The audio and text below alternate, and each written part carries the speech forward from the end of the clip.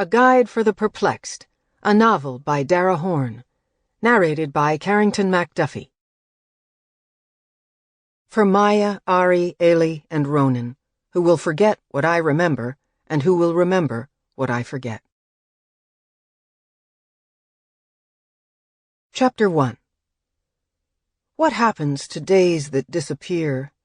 The light fades, the gates begin to close, and all that a day once held, a glance, a fight, a taste of bread, a handful of braided hair, thousands of worries and triumphs and regrets.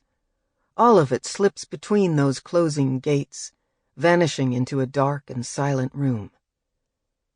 When Josie Ashkenazi first invented Geniza, all she wanted to do was open those gates. At least, that was how it started. In its earliest versions, the program Josie invented was little more than a variant on dozens of others. But then the software grew, unfolding before her like a prophetic dream.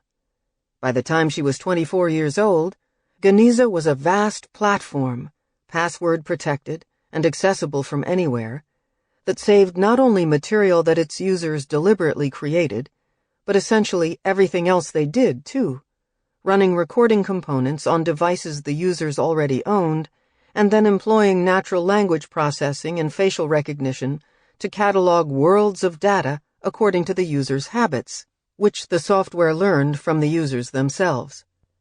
By the time she was 26, Geniza didn't merely store data, but tracked it, showing past trajectories and using them to predict the user's future.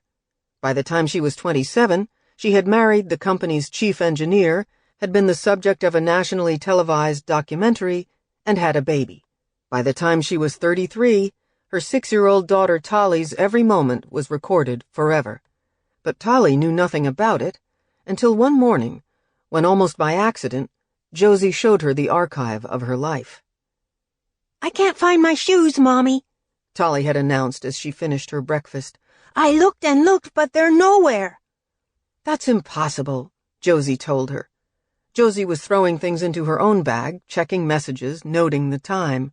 In half an hour she would be at her office, meeting her sister Judith, who had been working at the company for the past 7 years, ever since Josie had taken pity on her unemployed sister and parked her in the company's public relations office. Every day, Josie dreaded seeing her. Every day, Josie wished she could find a way not to dread it, to pretend her sister was someone different from who she was. But it was impossible. The thought of Judith made Josie unreasonable, illogical, and Tali— Sample complete.